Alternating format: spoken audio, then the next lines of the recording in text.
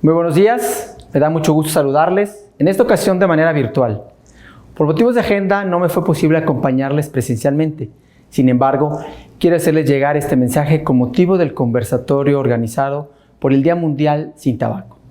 Dada su relevancia y trascendencia, pues se trata de una fecha que nos invita a reflexionar sobre algo fundamental. La salud también se construye desde las decisiones cotidianas y desde los entornos que compartimos. Hoy sabemos que el consumo de tabaco continúa siendo uno de los principales problemas de salud pública en el mundo. Y aunque durante años se pensó que algunas nuevas formas de consumo podían representar menores riesgos, la evidencia científica nos muestra que los vapeadores y dispositivos electrónicos también tienen efectos importantes sobre la salud.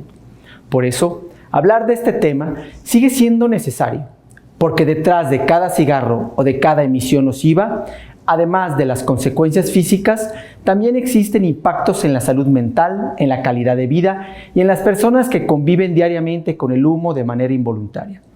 En el Centro Universitario de Ciencias de la Salud, creemos firmemente que promover la salud también implica construir espacios universitarios más seguros, más saludables y más conscientes.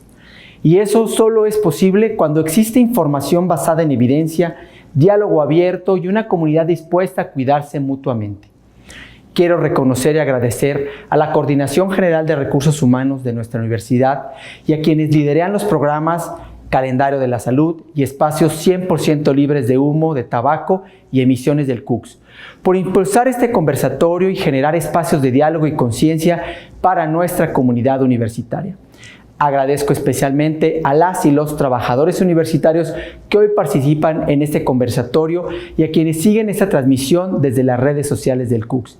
Enhorabuena. Gracias al doctor Eduardo por el mensaje de apertura de esta sesión. Bueno, a nombre de la Coordinación General de Recursos Humanos, les damos a todas y a todos la más cordial bienvenida a este conversatorio. Hoy tenemos un formato nuevo que queremos de alguna manera, digamos que probar para ustedes que son las personas trabajadoras de esta institución. Y vamos a comenzar entonces en este ciclo de conferencias Bienestar Integral y Salud Laboral, en esta charla, en este conversatorio de salud respiratoria y prevención del tabaquismo, en el marco del Día Mundial Sin Tabaco. Muy bien, sin más preámbulo, me voy a permitir presentar a nuestros expertos que nos están acompañando el día de hoy. Entonces, comenzaré por este lado con la maestra Mayra Fabiola Sosa García. Ella es terapeuta respiratoria adscrita al antiguo Hospital Civil de Guadalajara, Fray Antonio Alcalde. En el ámbito académico se desempeña como coordinadora de la carrera de técnico superior universitario y de la licenciatura en terapia respiratoria en la Universidad de Guadalajara, donde también funge como profesora de asignatura. Cuenta con la licenciatura en nutrición y posee formación especializada como educadora en diabetes. Su perfil técnico incluye la certificación en espirometría por el Instituto Nacional para la Seguridad y la Salud Ocupacional y el diplomado en rehabilitación cardiopulmonar en adultos. En el área de investigación y difusión científica, es coautora de capítulos de libros especializados en temas de terapia respiratoria en adultos y cuidados respiratorios en pediatría. Bienvenida, maestra Mayra Fabiola. Muchas gracias. La doctora Fabiola Macías Espinosa, ella es licenciada en psicología, maestra en gestión y políticas de la educación superior y doctora en ciencias de la salud ocupacional por la Universidad de Guadalajara. Es profesora de tiempo completo en el Departamento de Psicología Aplicada del CUCS, cuenta con perfil PRODEP y pertenece al Sistema Nacional de Investigadoras e Investigadores de México, nivel 1. Actualmente coordina la maestría en Ciencias de la Salud en el Trabajo y participa como docente en diversos programas de posgrado. Asimismo, preside el Comité de Ética en Investigación del CUCS y dirige programas orientados al bienestar, la promoción de la salud y los espacios libres de humo de tabaco. Sus líneas de investigación se enfocan en los determinantes sociales y conductuales de la salud, la intervención en salud y la ética y políticas públicas. Además, ha publicado en diversas revistas nacionales e internacionales y ha impartido conferencias en ámbitos educativos, laborales y hospitalarios. Bienvenida, doctora Fabiola. Y tenemos también al doctor Gustavo. Él es profesor de asignatura de la Universidad de Guadalajara, miembro de la Academia Respiratoria de la Universidad de Guadalajara, está adscrito a la Clínica del Tabaquismo y es médico especialista en neumología, medicina interna del Hospital Civil de Guadalajara, Juan I. Menchaca. Asimismo, es miembro del Sistema Nacional de Investigadoras e Investigadores de México. Bienvenido, doctor Gustavo. Gracias por la Muy bien, pues vamos a comenzar entonces con nuestro conversatorio. Bueno, comenzaríamos entonces con el doctor Gustavo Adolfo Rosales Chávez. Él nos va a compartir información relevante relacionada con los daños pulmonares, enfermedades asociados y tratamientos médicos en este tema de la salud respiratoria. Doctor Gustavo, ¿puede decirnos cuáles son las enfermedades respiratorias más frecuentes asociadas al tabaquismo? Muy bien, gracias por la invitación nuevamente.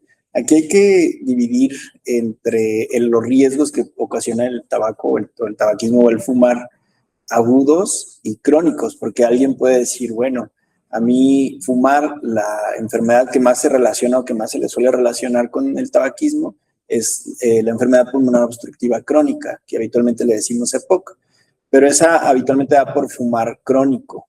Entonces decimos, la más común, si lo queremos relacionar, es EPOC, pero también hay enfermedades o factores de riesgo relacionados por fumar de forma aguda o por estar expuesto al humo de cigarro, por ejemplo, más incidencia de neumonías, más complicación de enfermedades respiratorias, si es que ya se tienen, pues, gripas, por ejemplo, que sean más graves o que se puedan comportar los pacientes de peor forma si fuman. Tuvimos un buen ejemplo relacionado con influenza o con COVID.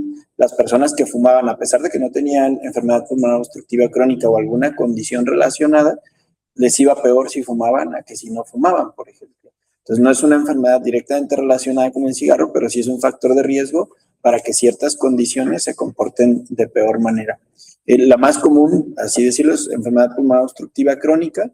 Lo segundo está relacionado con los eventos cardiovasculares adversos. Cuando estamos hablando de eventos cardiovasculares, estamos hablando de infartos, embolias, derrames cerebrales, como comúnmente se les conoce, hipertensión arterial sistémica. Está relacionado también con mayor incidencia de diabetes, por ejemplo. Es más probable que un paciente desarrolle diabetes o que tenga una diabetes mal controlada si fuma, a que si no fuma. Y sin duda, de las más preocupantes, pues están prácticamente todos los tipos de cáncer. El más relacionado es el pulmonar, pues, la mayoría de las personas que tienen cáncer de pulmón están relacionadas con el cigarro, no es exclusivo, hay algunos otros factores de riesgo hereditarios o laborales, por ejemplo, pero sí son de las consideraciones en relación al tabaquismo que más. Pero no se limita a esas tres. Algo que tiene importancia con estas tres que te acabo de mencionar es que son las principales causas de muerte en todo el mundo. Las principales causas son enfermedades cardiovasculares y el cigarro ahí tiene que ver. Las segundas, por ahí andan las cardiovasculares. La tercera causa de muerte, entre tercera y cuarta declarada en el mundo, es la enfermedad pulmonar obstructiva crónica. Y el factor de riesgo más importante para esta es la EPOC. Y por ahí después de eso se vienen las infecciones respiratorias agudas, como neumonía. También tiene que ver el tabaquismo. Y después, por ahí se andan peleando en diferentes lugares entre accidentes y cáncer, pero también está relacionado el cáncer con el tabaquismo, ¿no? Entonces es un muy importante factor de riesgo de salud pública. No se limita a estos, está prácticamente en cualquier órgano y sistema relacionado con eventos no deseados, en ocular, inmunológico, en salud reproductiva, etcétera, etcétera. Está prácticamente relacionado con todo, ¿no? Y también, pues, lo que ya conocemos, cuando el tabaquismo se usa o los cigarros electrónicos, por ejemplo, ahora en edades tempranas, hay una limitación en el desarrollo psicomotriz o mental, por así decirlo, ¿no? Entonces, probablemente nuestros jóvenes que están empezando a fumar a etapas muy tempranas, ya después tengan limitaciones ahora sí, no psicológicas, psiquiátricas, pero también cognitivas. Qué importante, doctor, todo esto que comentas, porque a veces nos quedamos con la idea de que nada más son las cuestiones respiratorias donde hay un impacto, pero ya estamos conociendo que hay evidencia científica sobre el impacto también en otras áreas que son básicas de la vida, ¿verdad? Sí. Doctor, ¿el vapeo también presenta un riesgo pulmonar? Sí, Sí, hay que decirlo así, tajantemente, sí.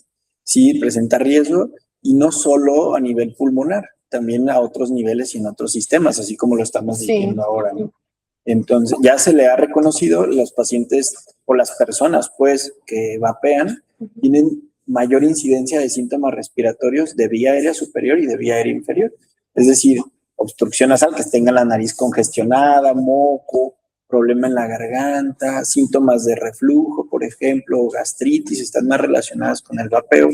Y pues también en vía aérea inferior, por ahora, digamos que por lo reciente del cigarro electrónico, no ha sido posible relacionarlo directamente con otras enfermedades como enfermedad pulmonar obstructiva crónica.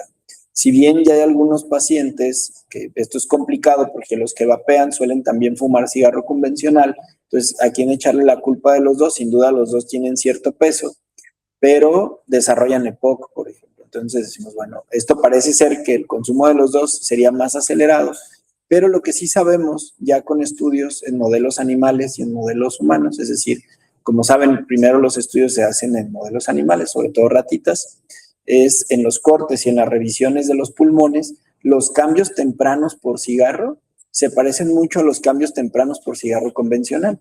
Eso nos hace creer que es cuestión de tiempo para que estas personas también desarrollen enfermedades como EPOC, como fibrosis pulmonar, y también se ha detectado en los cigarros electrónicos algunas sustancias que se les denomina como cancerígenas, es decir, tienen más riesgo de desarrollar cáncer. Y también los cambios en las células, tanto de animales como de humanos, ya hechas que vapean o que usan cigarro electrónico, también se ha visto pues que esta relación, ¿no? Y no solo estos cambios, pues también hay cambios cardiovasculares relacionados con la nicotina, por ejemplo, hay cambios en el sistema nervioso central también, hay cambios en la inmunidad, ya se ha relacionado también con algunas otras enfermedades, y de lo que hay que tener mucho cuidado de los cigarros electrónicos, pues muchos los encontramos en el mercado negro, por así decirlo, no muy bien etiquetados, no sabemos bien de dónde vienen, no sabemos cómo se procesan, y tenemos el ejemplo de hace algunos años, desarrollo de neumonías graves, por ejemplo, por uso de vapeador.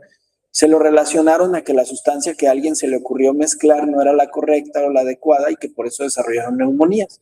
Entonces digo, bueno, tú cuando vas a la tienda o cuando compras alguno, no sabes si realmente tengan esa o ese cuidado. Entonces esa situación era algo que no habíamos visto similar con el cigarro convencional en toda la historia. Habíamos visto otro tipo de cambios, pero para que se den una idea, ese tipo de neumonías que hubo en un grupo, sobre todo de jóvenes en Estados Unidos, por aquí hubo algunos casos en San Luis Potosí, se parece mucho a los pacientes, o prácticamente desarrollaron los mismos cambios de los que estuvieron muy graves intubados por COVID, para que dimensionen la intensidad de la neumonía que les ocasionó el cigarro electrónico, ¿verdad? No estamos, obviamente, diciendo que todos tienen o todos van a desarrollar, pero está ese riesgo que con el cigarro electrónico está, ¿no? Eso es bien importante porque en un inicio, inclusive los desarrolladores y las tabacaleras dijeron que no hacía daño. Y esta es la misma historia repetida. Hace falta que se metan en un video o simplemente en internet a revisar la historia del cigarro convencional, y de hecho por eso se crea también el 31 de mayo como el Día de Sin Tabaco, para aclarar y para determinar que sí hace daño. Y así empezó el cigarro convencional también, diciendo no hace daño. Inclusive en unos artículos científicos, parece ser que empujados por las tabacaleras, que decían que era sano, que era bueno fumar. Y entonces ya después dicen, no, espérame, vamos para atrás. Y así empezaron los cigarros electrónicos, diciendo, no hace daño, esto es un juego, no pasa nada. Y ya después dicen, bueno, ya nos dimos cuenta que sí hace daño, pero parece ser que hace menos. Ahorita vamos en el parece ser que hace menos. Les digo, es cuestión de tiempo para darnos cuenta realmente el impacto del cigarro electrónico. Claro. Es muy importante todo esto que nos comenta, doctor, porque en realidad a veces tenemos acceso a información limitada y el tema de comprarlos en algún lugar que no sea confiable también es importante resaltarlo para que se tomen las precauciones en caso de, ¿verdad? Pero ya nos está hablando usted claramente del riesgo tan amplio que es utilizar este tipo de artefactos. Muchas gracias, doctor. Doctor, ¿existen algunas opciones médicas, por decirlo así, para dejar de fumar? Sí, claro. Ahorita ya se adentrará un poco más Fabiola en ese sentido, pero sí tenemos manera de ayudar a las personas que tienen dependencia, que tienen un grado de dependencia alto, para ayudarles a dejar de fumar. Digamos, ahorita la base pues del fumar o del tabaquismo pues tiene, digamos, en diferentes personas diferentes motivos o diferentes intensidades y cantidades y son los tratamientos relativamente diversos. Pero sí, definitivamente podemos ayudar desde terapia de sustitución de nicotina para que las personas que están habituadas a estar en contacto con la nicotina, por así decirlo, no la extrañen y podamos con algunas otras terapias ayudarles a que sea más exitoso la posibilidad de dejar el cigarro. Y también tenemos terapias farmacológicas, que para eso habría que ver en algún momento una evaluación médica y una evaluación del grado de dependencia y de paciente a paciente, y en ese sentido ofrecerles algún tratamiento en específico, ¿no? Hay pacientes, por ejemplo, que se les puede otorgar medicamentos muy similares a los relacionados para ansiedad o para depresión, por ejemplo, y eso va a ser la parte importante o la pieza clave para que dejen de fumar, ¿verdad? Muy bien, entonces hay esperanza. Así es. Sí, muchísimas gracias. Gracias, doctor. Muy bien, vamos a continuar entonces con la maestra Mayra Fabiola. Sí. Maestra, yo quisiera preguntarle, ¿cómo afecta el tabaquismo a la función pulmonar en etapas tempranas? Pues bueno, complementando lo que ya nos dijo bien el doctor Gustavo, pues sí, entre más temprano sea el consumo de tabaco, este efecto va a ser más importante. ¿Por qué? Porque normalmente el pulmón tarda cierto tiempo en desarrollarse. No es de que ya seamos adultos, es decir, cumplimos 18 años y nuestro pulmón ya está maduro. No es así. El pulmón todavía tarda más tiempo en poder desarrollarse y madurar para poder cumplir completamente sus funciones. Actualmente se ha estimado en algunas encuestas nacionales que justamente la edad para fumar, los niños, por así decirlo, porque todavía siguen siendo niños, es entre los 8 y 12 años. Entonces, imagínate desde cuándo empieza el daño pulmonar y cuál es este daño que al principio no se nota, es esta inflamación propia del pulmón en que afecta a los cilios. Los cilios, para poderlo imaginar, serían como unas pequeñas vellosidades que ayudan a limpiar el pulmón. ¿Qué pasa? Que se inflaman, se paralizan y el moco se queda ahí. Entonces, es ahí donde empezamos a ver otros síntomas que a lo largo del tiempo se van agravando y eso causa una disfunción crónica o aguda, como bien lo decía el doctor, en nuestros pacientes. Sí. Otro punto bien importante es de que nosotros realizamos pruebas para saber cómo está ese pulmón. Entonces, una de esas pruebas de función pulmonar es la espirometría. En esta espirometría lo que principalmente nosotros vemos es el volumen exhalado en el primer segundo. ¿Qué quiere decir? Que nuestro paciente cuánta cantidad o cuánto volumen de aire puede sacar en una exhalación prolongada de 6 segundos. Y de acuerdo a ciertos parámetros podemos identificar cuál es el daño pulmonar que pudiera tener hablando de obstrucción, ¿vale? ¿Qué tan obstrucción, qué tanto difícil es que saque ese aire de nuestro pulmón? Y pues bueno, se ha visto que hay una caída significativa del volumen estándar que debería tener tanto para el peso, la edad y el sexo. Entonces, esto se ve en edades más tempranas por este mismo consumo de tabaco. Y pues bueno, también lo comentó el doctor, si nuestros pulmones no están en óptimas condiciones y se están inflamando, pues son más susceptibles a las infecciones. Entonces, el sistema inmune decae y es ahí donde empiezan las neumonías recurrentes o las gripitas que tardan mucho tiempo en curarse, por así decirlo, y es ahí donde esa tos empieza a manifestarse de forma ya más crónica. Sí, qué barbaridad. ¿Qué señales de alarma respiratoria deben vigilarse, maestra Fabiola? Pues principalmente lo que ya estábamos comentando, esa tosecita que a veces nosotros pensamos de que, bueno, hay mucho polvito en el ambiente y lo siento como alergia y traigo tos recurrente y realmente no es así, es una tos disfrazada. ¿Por qué? Porque nuestro pulmón trata de limpiarse, entonces el reflejo de la tos justamente es un protector de la vía aérea que ayuda a sacar los objetos extraños, pero esa tos ya es recurrente. Entonces, no, pues es que se confunde mucho con las alergias, sí, ¿no? Pero no, realmente no es así. Otro punto importante son las enfermedades respiratorias recurrentes o que son muy prolongadas o que cada temporada se van agravando. Y justamente es por eso el sistema inmune baja y es donde los bichos ambientales, la contaminación y demás, pues agrava este problema. Y prácticamente serían como esos datos de alarma que nosotros tenemos que pensar y también la fatiga. Este paciente que camina unas cuantas cuadras y ya se siente fatigado, siente que le falta el aire, que sube escaleras y dice, bueno, pero es que no sé por qué me cansé, pero ya lo ven, lo habitúan, cosa que no debería ser. Eso ya nos habla de una ligera deficiencia pulmonar en la que sí tenemos que empezar a trabajar. No hay que dejarlo pasar entonces, ¿verdad? O normalizarlo, decir, ay, es que yo siempre que subo escaleritas, pues me falta tantito el aire, me detengo y me recupero. Y ya me recupero y todo bien. Y muchas veces lo disfrazamos con otras cosas. Sí. De no sé, es que no tengo condición física, sí. Hay mucho smog por eso, toso, me canso porque pues no hago ejercicio, pero no dejo de fumar.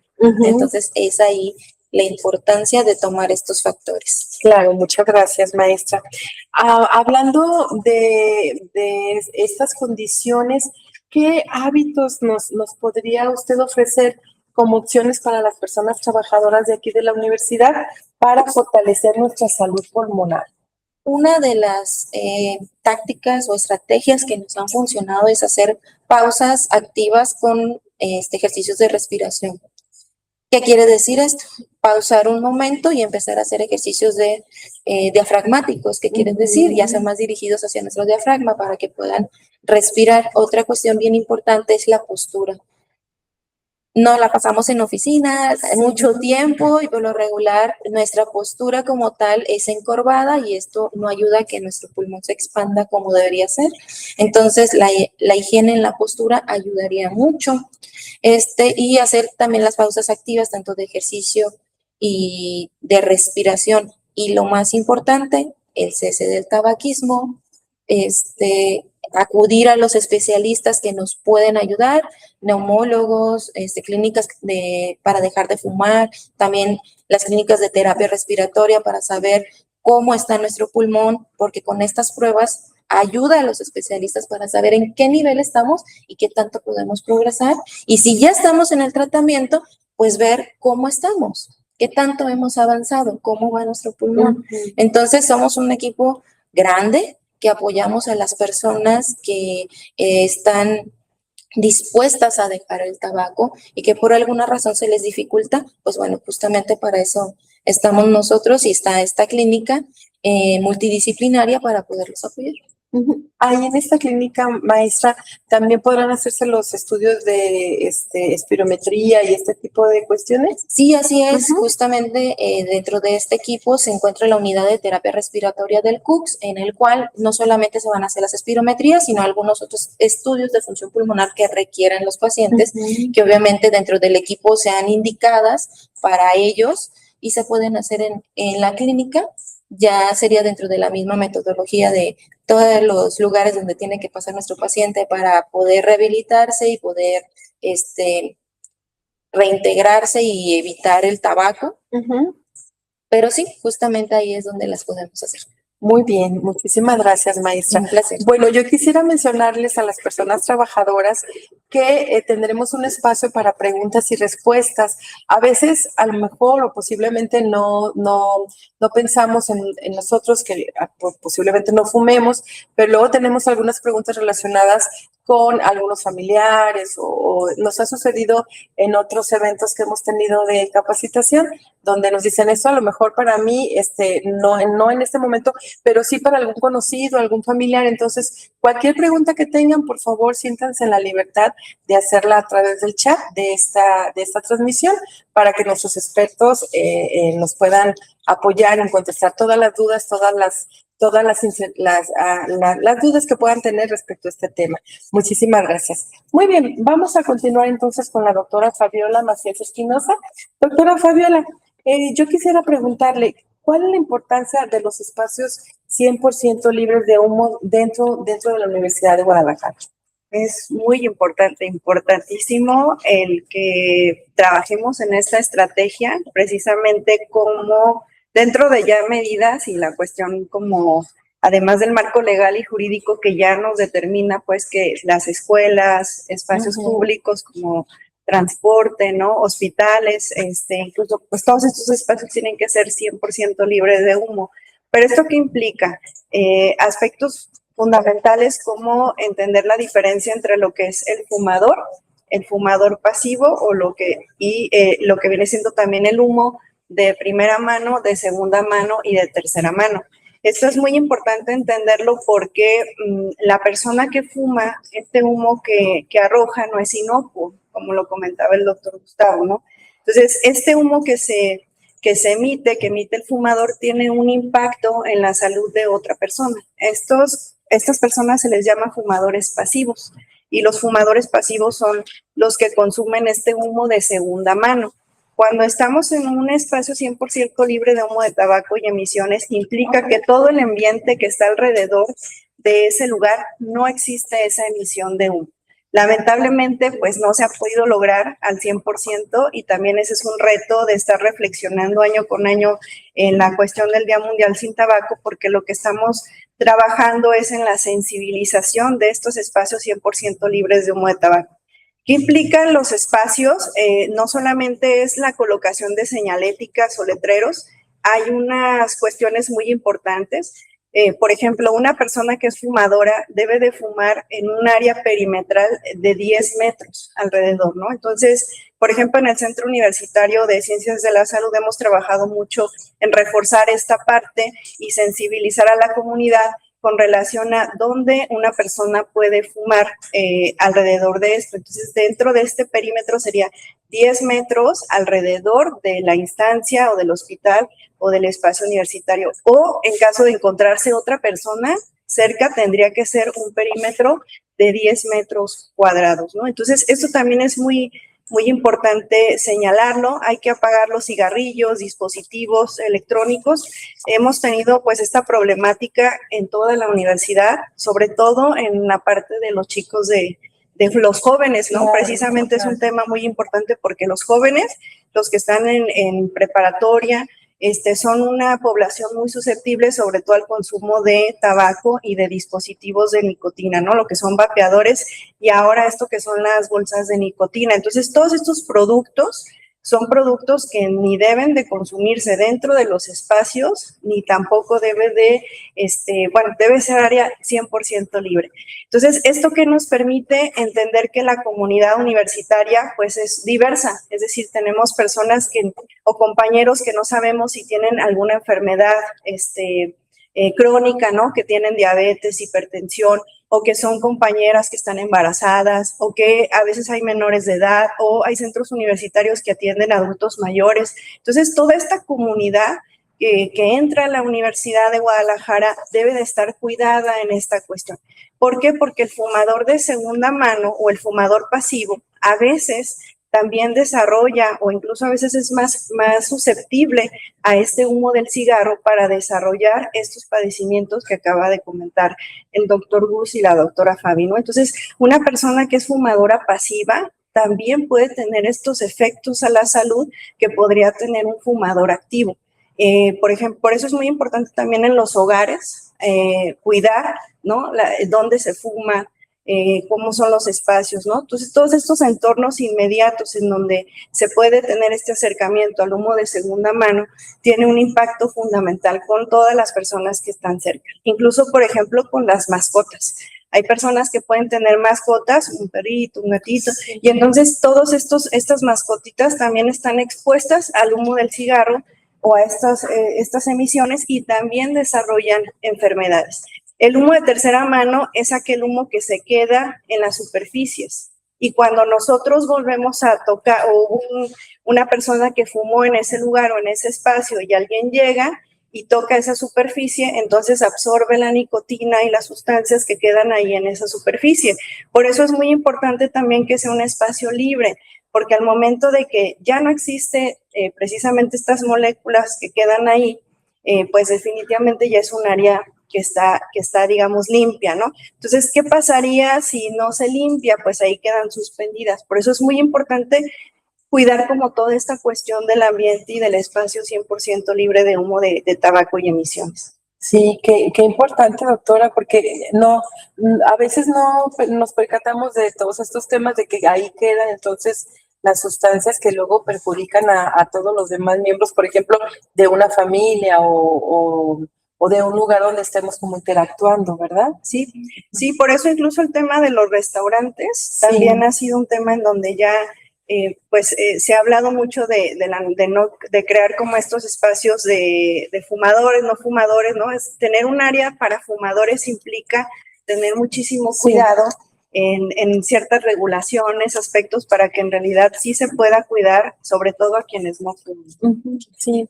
En este tema, doctora Fabiola, del cuidado que ahora nuestra Universidad de Guadalajara está impulsando de manera muy importante, el cuidado, el cocuidado entre nosotros, ¿cómo podríamos decir que estas estrategias que se están llevando a cabo en la universidad, esas estrategias, qué beneficios generan en el área laboral, digamos?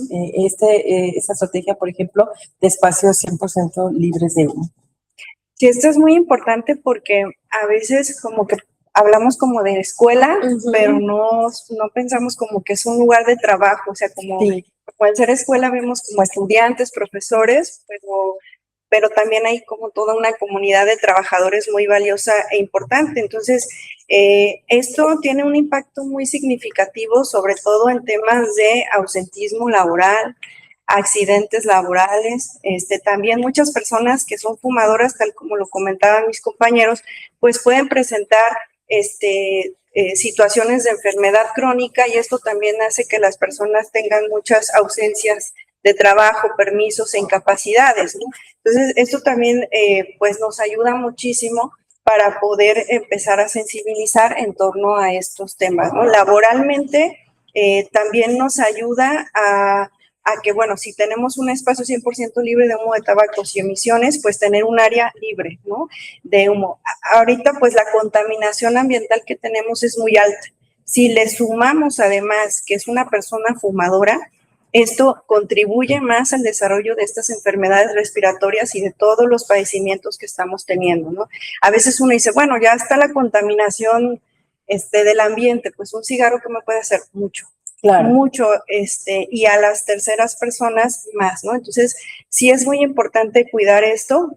Hay que trabajar en estrategias. Por ejemplo, el Centro Universitario ha trabajado en varias estrategias de autocuidado, de sensibilización, de psicoeducación, de crear incluso pues temas de ergonomía, ¿no? Pues incluso estos ejercicios tan valiosos de sensibilizar a nuestra comunidad, pues permite tener un mayor acercamiento y conocimiento. Un primer aspecto importante es el conocimiento. Entonces somos una comunidad, pues además de académica, también una comunidad como muy sensible y humana. Entonces, como pensar que no solamente es algo individual, sino también esta acción puede tener un impacto colectivo. Sabemos que no es algo sencillo para quienes fuman o vapean, pero sí es muy importante el acercamiento y la sensibilización.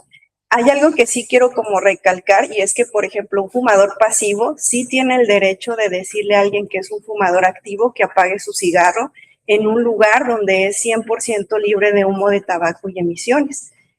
A veces es un poco complicado poderle decir o poderle comentar, pero es que también es como esta cuestión de la salud pública, ¿no? Entonces también eso es muy importante, pero con buenas estrategias, un buen acompañamiento, una sensibilización, como comunidad podemos crecer mucho y por eso es muy importante pues la apertura de la clínica, porque a veces las personas dicen, bueno, ¿y dónde voy para dejar de fumar, ¿no? O sea, quiero hacerlo, pero díganme dónde, ¿no? Entonces, bueno, ahora ya tenemos este espacio para que las personas puedan acercarse. Sí, háblenos un poquito más de la clínica, doctora. Sí.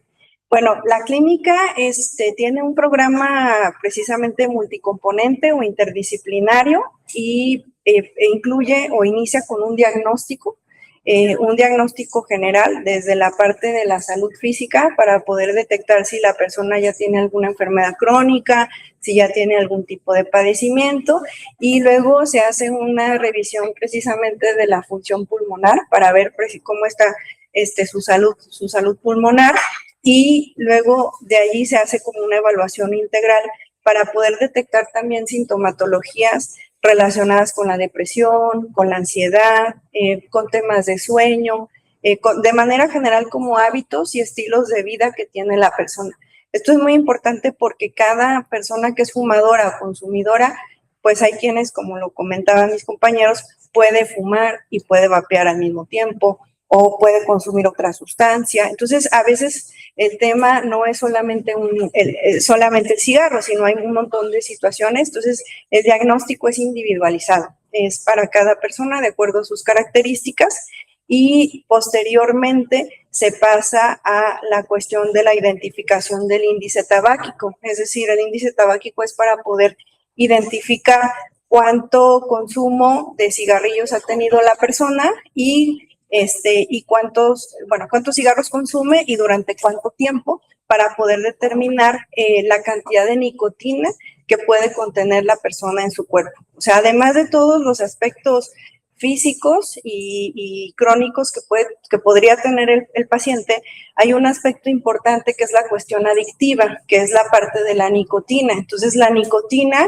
también es fundamental detectarla porque es lo que genera la adicción. La verdad, la nicotina es un componente muy fuerte que sí genera elementos importantes en el cuerpo y es difícil de dejarla, ¿no? Incluso pues hay estudios que nos dicen que la nicotina es la puerta de entrada incluso para otras drogas, ¿no? Entonces, por eso es tan importante el tema también con los chicos, ¿no? Con los jóvenes. Al detectar esto, entonces se puede trabajar ya para poder identificar qué tipo de terapia de reemplazo se va a utilizar, como lo comentaba el doctor Gus, ¿no? Ya sea parches o ya sea chicles, ¿no? O ambos, y en caso de que pueda tener algún otro tipo de característica el paciente, a lo mejor en recetarle algún tipo de fármaco.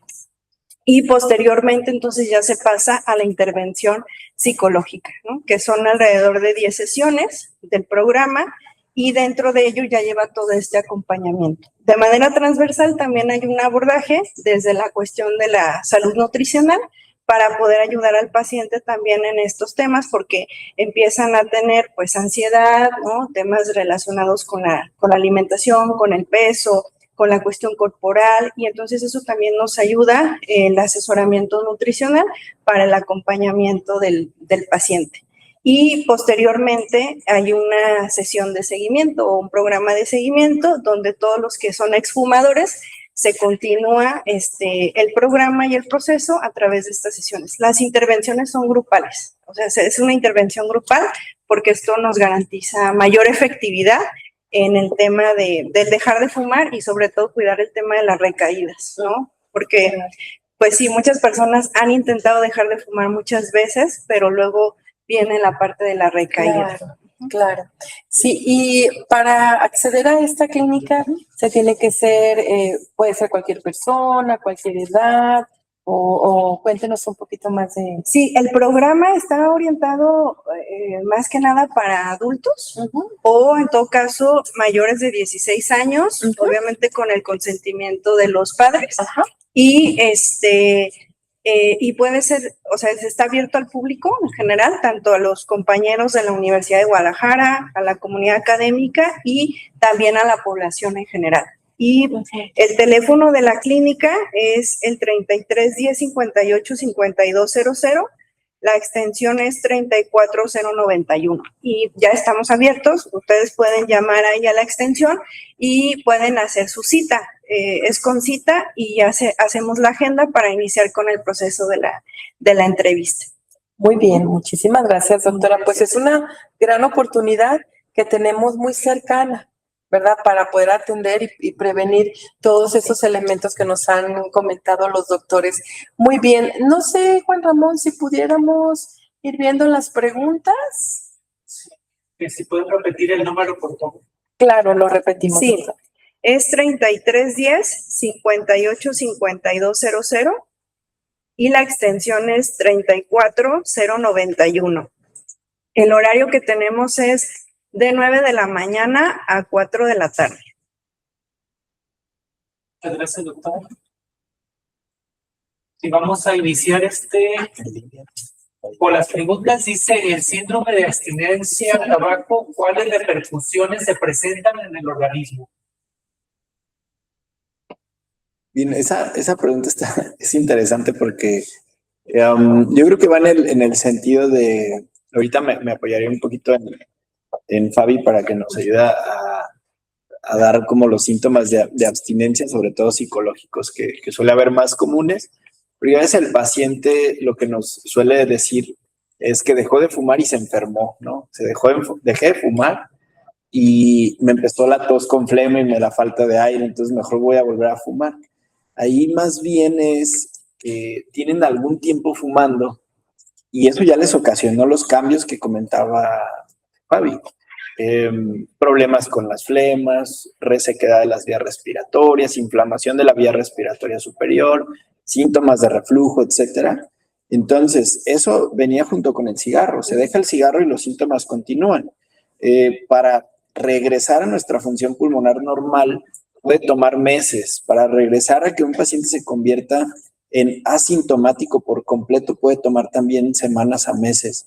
Entonces, como tal, no tiene repercusiones, al contrario, es muy beneficioso. Se han hecho estudios interesantes en ese sentido, en los pacientes que lo cortan de tajo, por ejemplo, los que están en el hospital. Los que están en el hospital, que de repente te hospitalizan por neumonía y pues en el hospital no te dejan fumar. Y desarrollan síndromes de abstinencia, por ejemplo. Eso es como tal un síndrome de abstinencia que suele tener síntomas. En algunas personas sí, muy poca proporción, pueden tener síntomas psiquiátricos intensos, síndromes psicóticos, etcétera, comportamientos de ese tipo, son muy pocos. Aquí la idea es que la recomendación sobre todo es que si el consumo es mucho, más de 10 cigarros y que ya tengan algún tiempo, unos más de 5 años, la recomendación es que este abandono sea con apoyo de especialistas para que no sufran este síndrome de abstinencia, porque de repente alguien dice, estoy muy tembloroso, estoy muy ansioso, siento que me voy a morir, me falta mucho el aire, pero a lo mejor eso puede ser la ansiedad y no el síndrome de abstinencia. O sea, una cosa se puede estar conectada a la otra, ¿no? Si me ayuda un poquito más con esos síntomas que componen pues un poquito más psicológicos del síndrome de abstinencia, ¿no? Sí, claro, definitivamente es algo que dependiendo como lo comentaba el doctor Gus, la cantidad de consumo de cigarros que va teniendo la persona, por eso es muy importante el tema de sustitución de nicotina, porque eso puede ayudar a aminorar, digamos que es de a poquito se van reduciendo las dosis de nicotina y esto hace que este síndrome de abstinencia no se sienta tan fuerte, ¿no?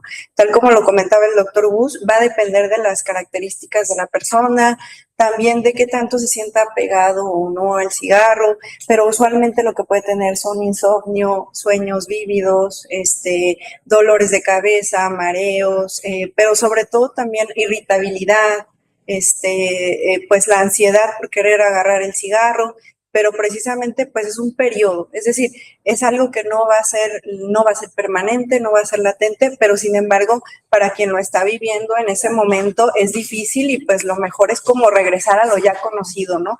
Entonces sí es muy importante ahí que podamos hacer el acompañamiento, incluso pues con técnicas de relajación, con aspectos de respiración, utilizamos herramientas para sustituir esta parte de la ansiedad y bueno, sobre todo también lo que trabajamos mucho es el apoyo social, es decir, que las personas también puedan ir construyendo esas redes de apoyo para que también las personas que sepan que está dejando de fumar lo puedan acompañar y acoger para cuando esté en estas situaciones pueda haber este acompañamiento.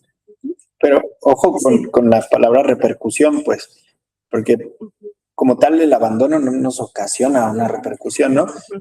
Hay que acordarnos, así simplemente a bote pronto, si queremos imaginar cómo se sentiría, cómo nos sentimos cuando tuvimos una pérdida muy grande de lo que se les ocurra. Puede ser algún familiar, una mascota, o que te quitaron, te robaron algo, qué sé yo. ¿Cómo te sientes? Entonces, imagínate, pues, también tienes dependencia, te la quitan, ¿cómo te sientes? Claro. Pero como dice Fabi, ¿no? Todo esto es transitorio y la buena noticia es que dejando el cigarro viene lo bueno para la salud, ¿no? Sí. Los beneficios. Sí, y también una buena noticia es que pueden estar acompañados para que todos estos elementos pues no se perciban así, ¿verdad? Sí. Muchas gracias. Muy bien, ¿otra pregunta? Sí, la siguiente pregunta es, ¿la combinación del consumo del alcohol en cantidades menores y el tabaco pueden aumentar los niveles en las pruebas del alcoholímetro? Veía de reojo esa pregunta. Se parece mucho a las preguntas que a veces nos hacen los pacientes, ¿no? Que le dices, te voy a dejar antibiótico y te dicen, ¿puedo tomar? Bueno, está medio tramposona. Nadie deberíamos de beber a algún punto en el que salgamos positivos para el alcoholímetro. Eso es definitivo, ¿no? Cada quien tiene un nivel de metabolismo de alcohol y eso es importante porque hay personas que con un trago ya están en insuficiencia para poder desarrollar, operar una máquina o conducir, sí. No deberían de hacerlo. No recuerdo que haya estudios a reserva de que digan lo contrario, que el cigarro haga que nuestros niveles de alcohol sean mayores. Lo que sí es cierto es que en el entorno del alcoholismo o del consumo de alcohol nos hace más propensos a fumar y al revés también, como decía Fabiola antes, que yo fume me hace más propenso a que tenga un alcoholismo, por ejemplo, que tengan algún otro tipo de consumo de drogas. Mi recomendación sería que siempre cuiden su consumo. Por ahí hay un consumo que dicen como sano, que sería como el equivalente a 2 copas, independientemente fumen o no. Sí, muchas gracias, doctor. Muchas gracias. Verónica nos pregunta que ¿dónde se encuentra la clínica? La clínica está en el Centro Universitario de Ciencias de la Salud, precisamente en las instalaciones de CISMA, que es el edificio X. Es por la parte de la calle de Sierra Mojada, me parece. Sí, Sierra Mojada. Ahí estamos ubicados. Muchas gracias, doctora. Patricia nos pregunta que si es normal que un paciente con EPOC a la hora de comer sienta que se ahoga al consumir alimentos. Esto lo comentaba la maestra Fabi hace ratito.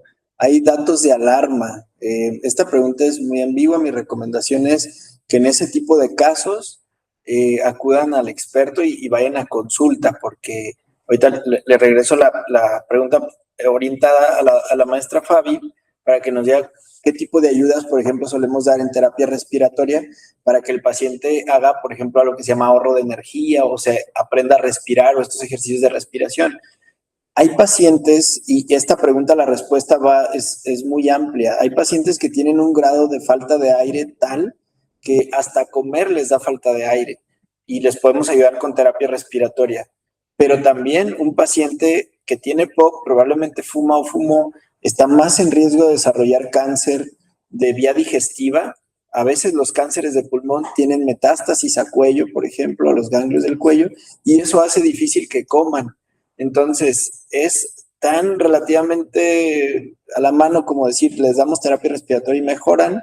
Eso sería un síntoma de alarma, por ejemplo, que alguien sienta ahogo inclusive al comer o al reposo, flemas con sangre, por ejemplo, que pierdan peso, muchos dedos morados, labios morados. Estos son datos de alarma.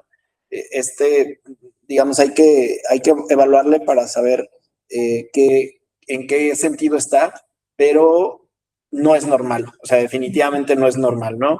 Alguien que tiene independiente de una enfermedad respiratoria, aunque sea grave, no es normal que se ahogue al consumir alimentos. Pues en algunos pacientes se presenta, tenemos formas de ayudarlos ahora sí. Sí, así es. Justamente como lo mencionaba el doctor Gustavo, es importante primero, posterior a la evaluación médica, saber qué grado de disnea tiene el paciente, es decir, qué tanto le falta el aire, qué tanto se fatiga al realizar las actividades cotidianas. En este caso, que es simplemente comer, bañarse, vestirse o realizar alguna otra actividad, una vez que ya está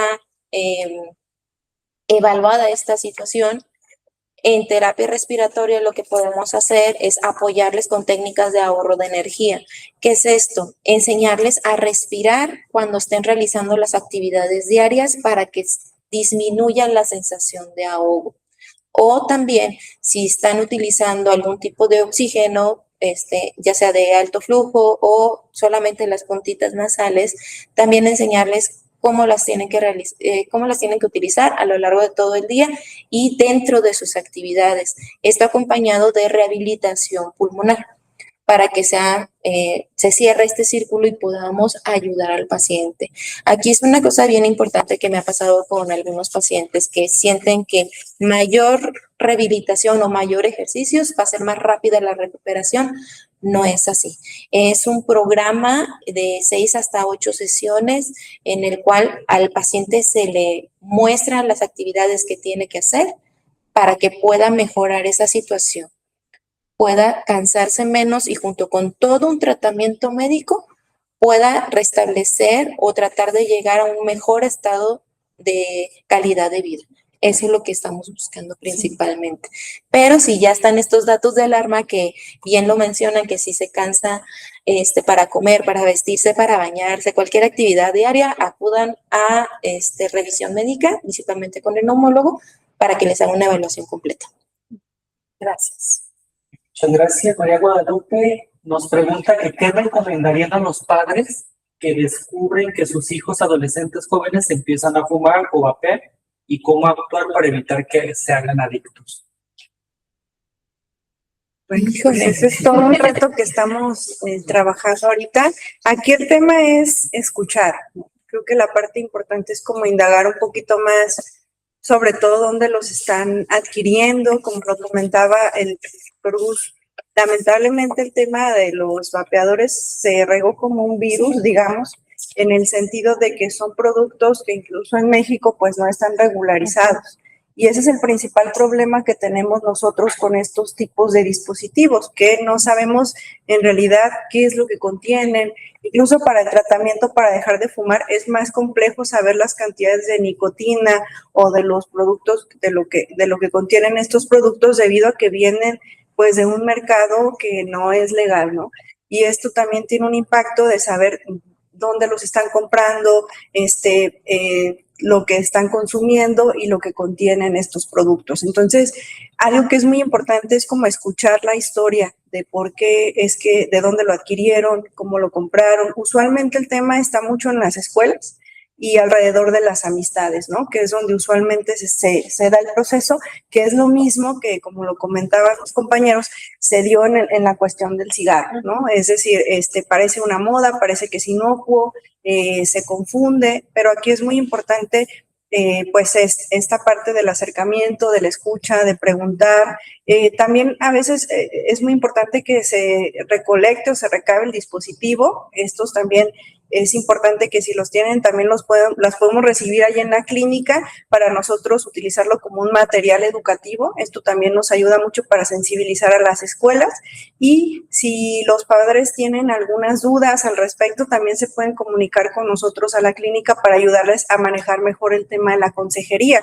Es muy importante también indagar hace cuánto tiempo llevan consumiendo el producto, dónde lo adquirieron, cómo se han sentido en su estado de salud, porque también hay síntomas, sobre todo en los jóvenes, que son muy evidentes y que a veces es muy raro que en un chico, por ejemplo, se presente, por ejemplo, un dolor de cabeza, falta de respirar, ¿no? Problemas para respirar. Entonces, esos son como síntomas que son raros en un joven que usualmente está sano, ¿no? Entonces, eso también es muy importante porque sí hay sintomatología identificada solamente por el consumo de los vapeadores en esta población. Entonces, pues esa parte de observar y de platicarles a sus hijos sobre el tema de que no son inocuos, de que tienen ese impacto, entonces es sensibilizar un poquito más alrededor de ese tema. Y si tienen dudas, pues acudir a un especialista, también pueden hacer una cita con nosotros para hablar o sensibilizar sobre el tema, ¿no? Gracias, doctora. Sí.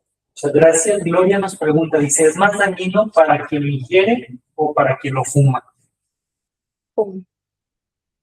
Está como Dice, un ¿está a lado. un lado o en un área donde fuman o alguien que no esté aspirando dicho humo? Como que el humo de tabaco si lo Sí. inhala, ¿no? Como si inhala. Híjole, pues en realidad es para los dos, ¿no? O sea, para los dos es dañino. Lo que les comentábamos es que no sabemos, por ejemplo, cuáles son las comorbilidades que tiene cada persona.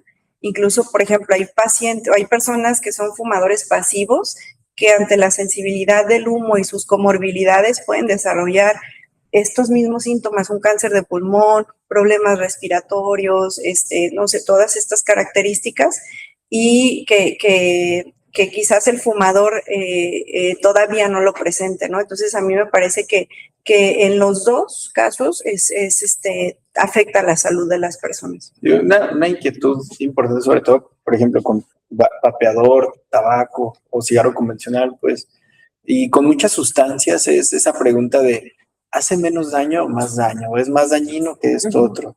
Aquí yo creo que la respuesta es que ambos hacen daño, pues. Claro que si yo estoy con un dispositivo aspirando y echándolo directo a mis pulmones, es más probable que a mí me haga daño que al que está a un lado que solo absorbe las partículas que están dispersas en el ambiente. Eso es más probable. Pero aquí se vienen, como decía Fabi, estas combinaciones de que si yo estoy propenso, también me va a hacer daño. Entonces, ya esta ecuación de que si yo no fumo no me va a hacer daño, ya se desechó, ¿no? Claro. Muchas gracias. Laura Patricia nos dice, hablando de nuestro espacio, que deben estar libres de emisión de humo de tabaco, ¿aplica también para el uso de vape? Es decir, ¿también están considerados como prohibidos? Sí, sí, de hecho, si ustedes revisan las señaléticas que establece la CONASAMA y todas las instancias de gobierno, ya los letreros no solamente tienen prohibido el cigarro, sino vienen otras imágenes en donde vienen dispositivos electrónicos de nicotina y cigarros electrónicos, es decir, todo lo que son vapeadores, cigarrillos electrónicos y el cigarro convencional está prohibido, todo aquello que emite emisión. Y obviamente, por supuesto, cualquier tipo de droga está prohibida en nuestra Universidad de Guadalajara, ¿no? Entonces, sí, son libres de emisión. Muchas gracias. Carla Isabel nos da aquí un comentario. Dice, por eso es importante lavarse las manos después de checar asistencia en dispositivos comunes. Muchas personas fuman antes de desayunar y antes de llegar al trabajo pueden dejar restos de nicotina al poner su mano en el checador. Y es que todo este tema de las superficies es muy, muy importante, incluso como lo comentaba, ¿no? Los hábitos, el estilo de vida, incluso alguien que es fumador debe de tener claridad de cómo cuidar a los otros para que su práctica de fumar, en caso de que aún no haya decidido dejarlo, sepa cómo cuidar a los suyos. Por ejemplo, hay quienes son fumadores que tienen hijos, tienen mascotas y obviamente no quieren que se enfermen. Claro. Entonces, esta cuestión o esta práctica de autocuidado también es importante para cuidar a los demás, ¿no? Entonces, sí es muy importante. Y si tienen dudas, también pueden acudir con nosotros para ayudarles a darles estrategias, ¿no? De cómo podrían trabajar esto. Muchas gracias. José Antonio nos dice, es necesario tener una mayor conciencia del daño que causa el humo de los fumadores en las áreas comunes dentro de los centros universitarios. Venancio nos pregunta dónde puede encontrar más información del impacto en la salud del cigarro electrónico. Bueno, ahí nosotros estamos generando información también, precisamente ahora en el calendario de la salud va a salir ahí un boletín, el cual también se los compartimos, infografías. La información también que está como más reciente con respecto al vapes y cigarrillos electrónicos, a veces lo tiene el Instituto Nacional de Salud Pública. Ahí tienen incluso un observatorio en la cuestión del tema de estos productos y dispositivos. También ahí pues, puede ser, o con un especialista, con todo gusto les podemos compartir más información. Muchas gracias, doctora. Laura Karen nos menciona, dice, convivir en un entorno donde se fume vape causa el mismo daño que convivir con un fumador de tabaco. Bien, misma que comentábamos previamente, ¿no? Mismo daño o más daño, menos daño. Aquí la información importante es que sí causa daño, pues, o sea, el vapeador sí causa daño, aunque sea de segunda mano, aunque sea de tercera, ya se ha demostrado que aunque yo vapeé en el jardín de mi casa, me llevo sustancias en mi ropa, y ponía el ejemplo de después llego y tomo a mi hija, entonces eso también le puede provocar un daño. Eso ya está medido, es definitivo. Se han hecho estudios en personas y sí hay impacto, y sobre todo debemos de cuidar en relación a personas con enfermedades crónicas, embarazadas y a los menores de edad, pues. Muchas gracias. Cecilia nos dice que qué efectos tiene el tabaquismo en las personas diabéticas. Muy bien, Cecilia. Ya lo comentábamos antes, de las personas que fuman y tienen diabetes, es más probable que tengan una diabetes más controlada, casi 2 veces más riesgo que tu diabetes no esté bien controlada relacionada con el cigarro. Una de las cosas que deben de cuidar los endocrinólogos, médicos familiares, internistas que tratan diabetes, una de las preguntas que se hace, tu diabetes no está muy bien controlada, preguntar si fumas, y ese es uno de los factores que podría estar relacionado. Bien, la falta de oxigenación en la cicatrización de las heridas es importante en los pacientes que están descontrolados y presentan lesiones en la piel. La falta de oxigenación lo que hace es de que el tejido no pueda cicatrizar. Y es ahí donde se vienen más complicaciones. Muchas gracias. María Carolina nos pregunta que si la clínica es pública. Sí, sí, claro, es de la Universidad de Guadalajara y está abierta para la comunidad universitaria y para el público en general. ¿Tiene algún costo? Perdón. ¿Tiene algún costo, doctora? Ahorita para nuestra comunidad universitaria no tiene costo, pero para la población abierta sí, de acuerdo a los estudios. Solamente los estudios sí se tienen que cubrir, pero todo el servicio del programa de cesación es gratuito. Muchas gracias. Román nos pregunta, dice que si se ha considerado tener un área limitada de los 10 metros mencionados en la universidad, ya que la mayoría de las personas fumadoras se excusan diciendo que están al aire libre. Al ser un espacio 100% libre de humo de tabaco y emisiones, está normado por la ley y por los reglamentos. Incluso puede haber una sanción para las instituciones que no cumplen con estos requisitos. Entonces, no, la universidad y estos espacios como hospitales y todo no pueden tener áreas para fumadores porque son 100% libres de humo de tabaco. Hay áreas abiertas o espacios abiertos que puede haber ahí, que puede ahí fumar alguien, pero cuando es un espacio 100% libre de humo de tabaco y emisiones, no se puede crear espacios para fumadores. Gracias, Berta. Nos dice, ¿cuál sería una estrategia adecuada para que los estudiantes comprendan los daños a la salud? Y si lo hace, el respeto de las áreas y las distancias con el resto de las personas. Bueno, hay varias acciones. Por ejemplo, ahora que viene el 31 de mayo, Día Mundial Sin Tabaco, pues el hacer campañas en las ferias de la salud, la parte de la sensibilización. Hay unidades de aprendizaje donde los profesores pueden incorporar el contenido también de los impactos de la salud con los jóvenes. Dentro de las preparatorias o de las escuelas a veces pues tienen instancias precisamente como CISMA o áreas específicas en donde también se puede brindar consejería breve en tabaquismo. Entonces se pueden hacer diferentes tipos de acciones para poder sensibilizar a la población juvenil. Algo que hemos estado trabajando mucho nosotros es invitar a los mismos jóvenes a sensibilizarse en el tema para que nos ayuden al cuidado del propio espacio como libre de humo de tabaco y emisiones. La verdad es que este programa no sería, no se podría llevar a cabo en el centro universitario si no fuera por nuestros alumnos, porque ellos desde las prácticas profesionales se han sumado y se han sensibilizado a ello y se ponen la camiseta. Entonces, esto le llamamos como los activos en salud.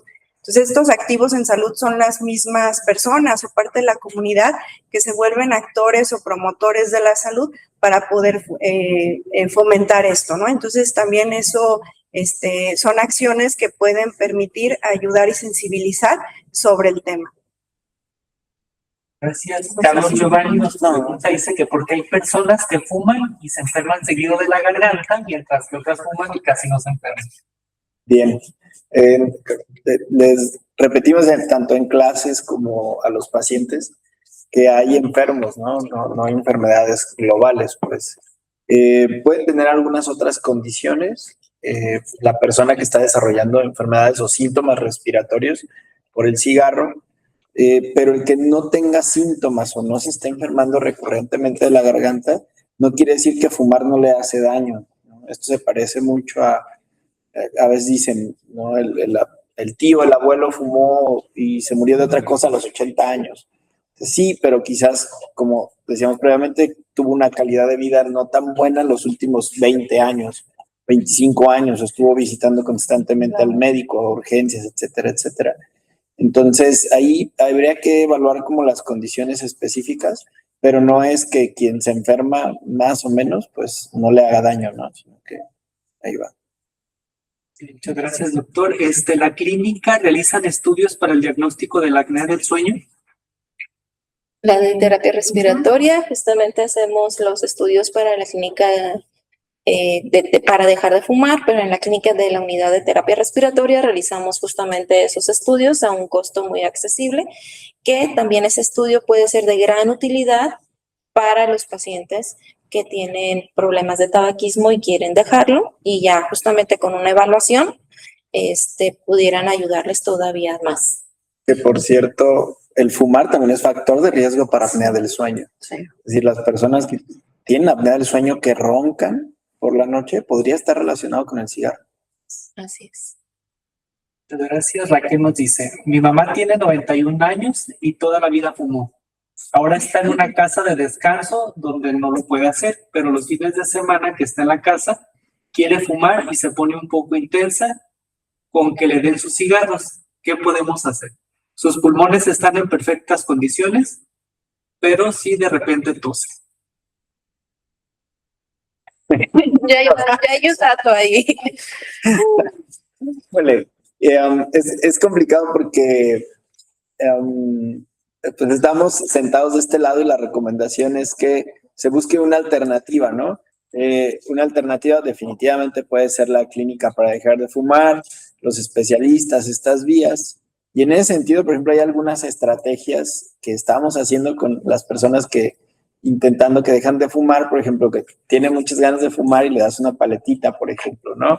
O algo que se esté llevando a la boca, un palillo, o que esté tomando agua, o le das alguna otra cosa con tal de que se cambie el hábito que tiene de estar fumando. Yo considero que si ya está pasando una semana sin fumar, es más la costumbre que la necesidad y que el vicio como tal, pues, o sea, es la costumbre. Entonces, nuestra recomendación es que no se fume ni siquiera uno, pues, porque se la puede poner en riesgo de otras cosas, como vimos aquí, independientemente de que sus pulmones estén bien, ¿no? Entonces, esa es la recomendación de nosotros de este lado. Pues.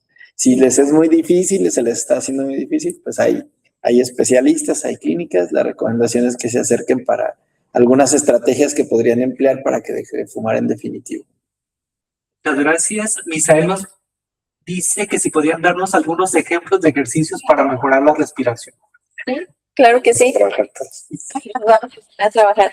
Muy bien, uno de ellos principalmente es las respiraciones diafragmáticas. Se llaman justamente así porque es lo que ayuda al diafragma para poder ejercitarse mejor y tener una mejor capacidad pulmonar, es decir, que entre en su mayor capacidad el aire.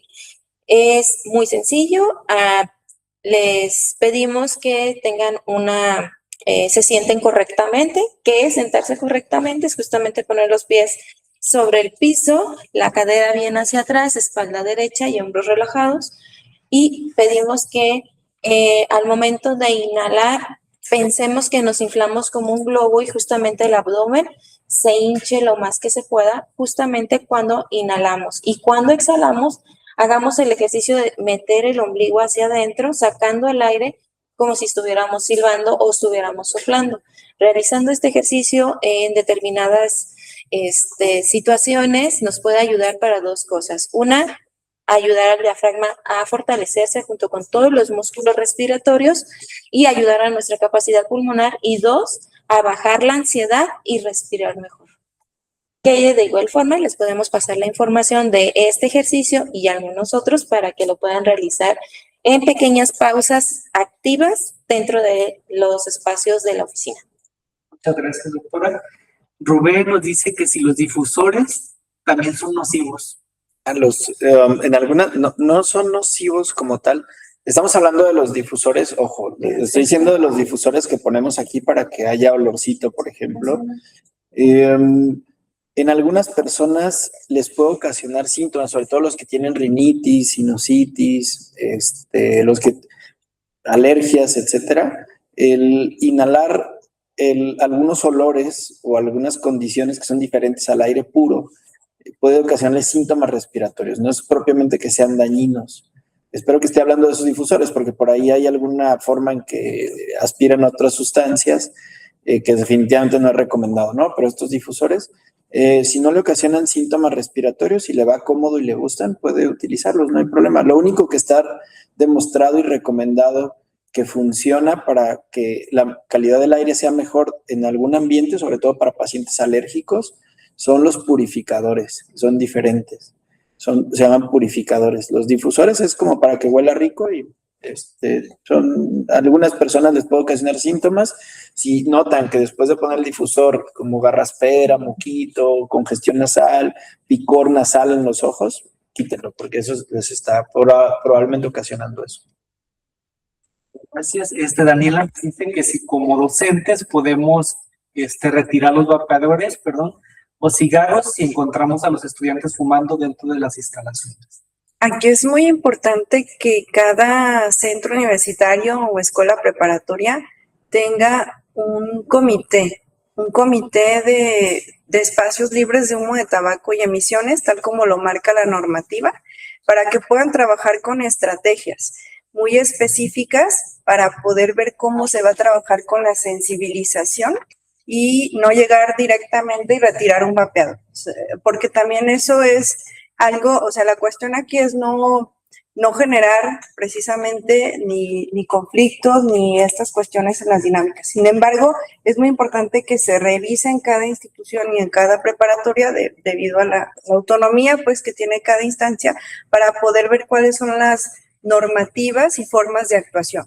Y antes de trabajar en el retiro o en alguna amonestación, es muy importante que se sensibilice a la comunidad para poder decir en este momento lo que nosotros hacemos mucho es que el estudiante tiene que guardar su dispositivo y no está permitido tenerlo allí, ¿no?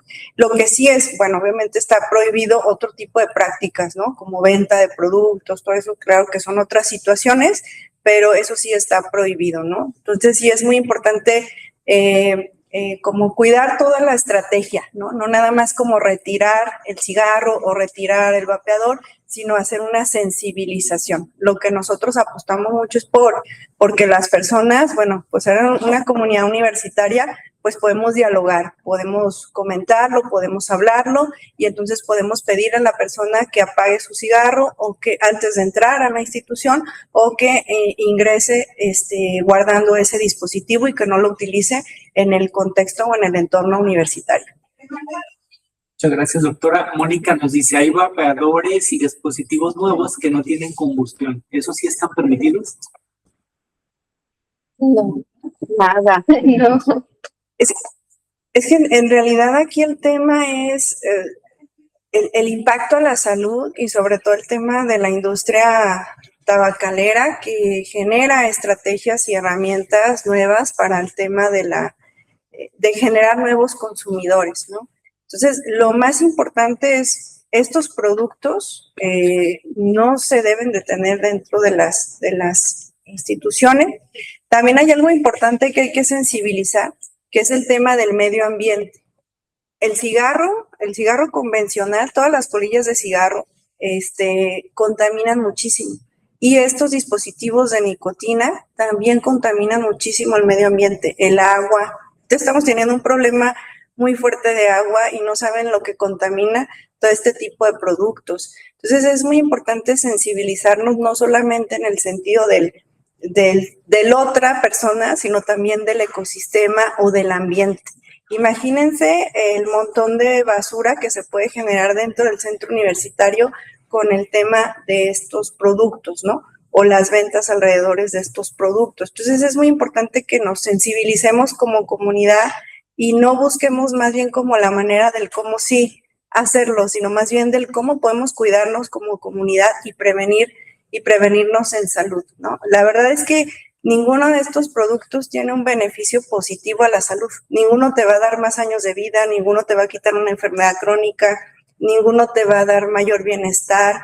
Entonces, yo creo que tendríamos que pensar más desde el punto de vista de salud y del bienestar como sociedad, lo que nos gustaría tener, ¿no? En ese sentido. Entonces, yo pensaría en el cómo hacer una conducta de autocuidado mejor como comunidad universitaria.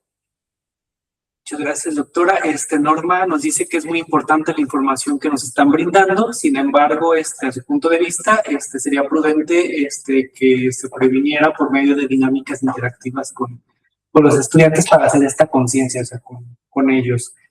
También Socorro nos dice que el consumo del tabaco, además de los daños a la salud, también afecta a la economía porque es un gasto innecesario. Y así está muy caro. Muy caro.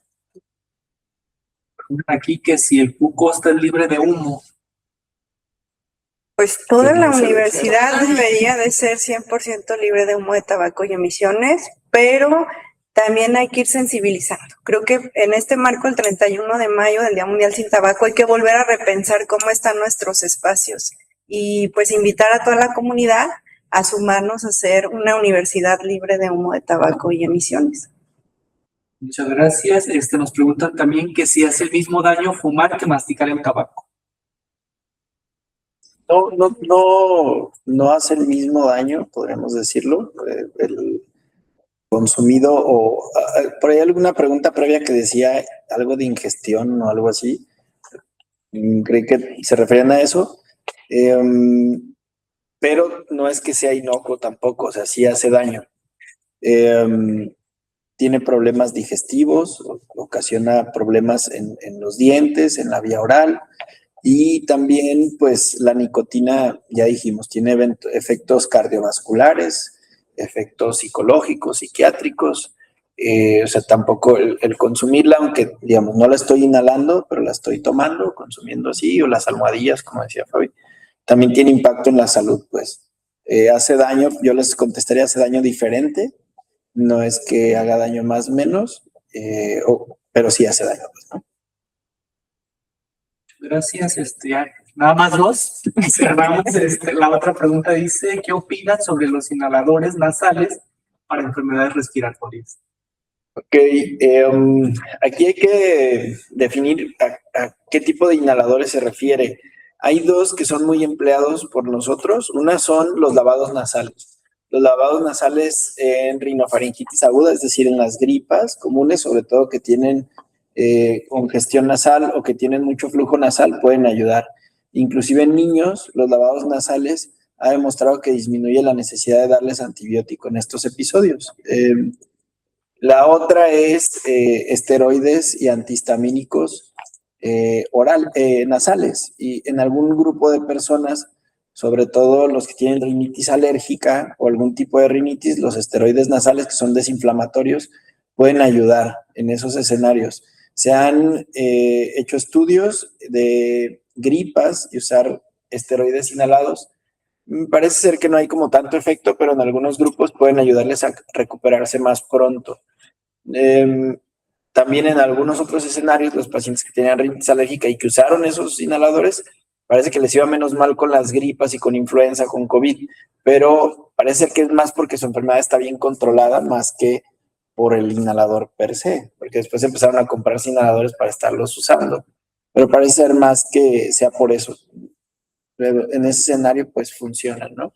Si no están prescritos, si no tienen alguna condición, pues no lo vería necesario. Muchas gracias, doctor. La última pregunta, hice junté dos preguntas que van por la misma línea. De Carlos Silva dice que qué tanto daño hace las velas mágicas o también a veces las veladoras que tenemos aromáticas en nuestras áreas de trabajo. Es difícil contestar esas preguntas porque no recuerdo haber visto un estudio que diga uso de velas mágicas con incidencia o algo así, ¿no? Pero yo a manera práctica le digo a los pacientes, a los alumnos, que nuestra vía respiratoria está diseñada para inhalar aire lo más fresco y puro que se pueda e intercambiar oxígeno. Para eso está diseñada desde vía aérea superior para calentar y humidificar el aire que va a entrar a los pulmones para intercambiar oxígeno.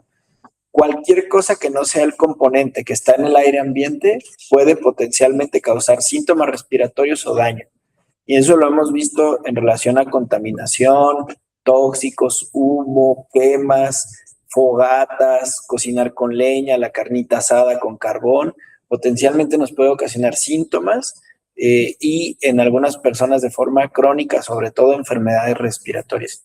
Pues esas velitas al final, a mí, por ejemplo, ya me han hecho toser alguna vez.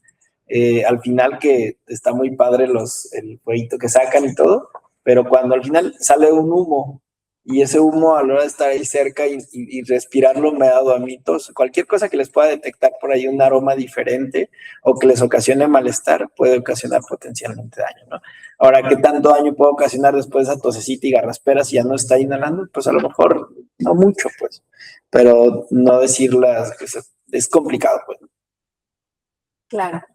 Muy bien, pues ya estamos dando el cierre a este conversatorio que ha sido tan interesante. Nos han dado los expertos tantos datos que realmente podemos llevar a compartir con las personas con las que convivimos, con nuestros compañeros de trabajo, con nuestras familias.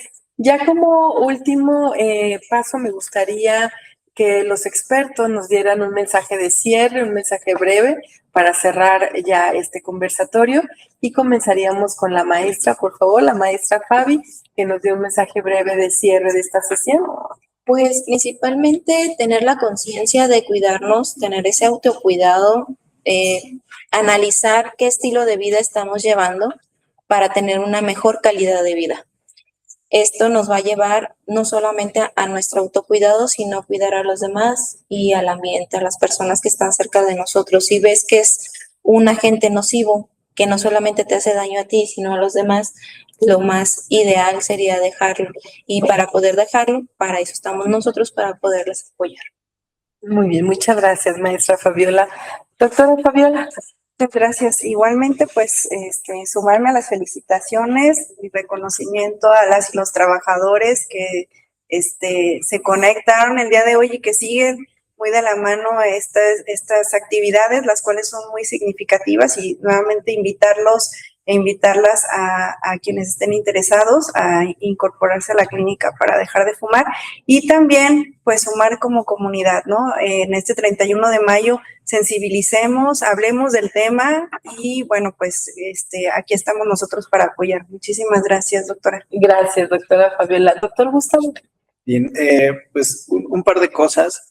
El lema a propósito de este día que se viene es el desenmascarar el atractivo que tiene el consumo de esto, ¿no? Creo que ahí radica la importancia, como decía Fabi, de como comunidad desenmascarar el atractivo que tiene usar cualquier tipo de dispositivo y conocer el daño que me estoy haciendo, que le estoy haciendo a los demás y también al entorno, ¿no?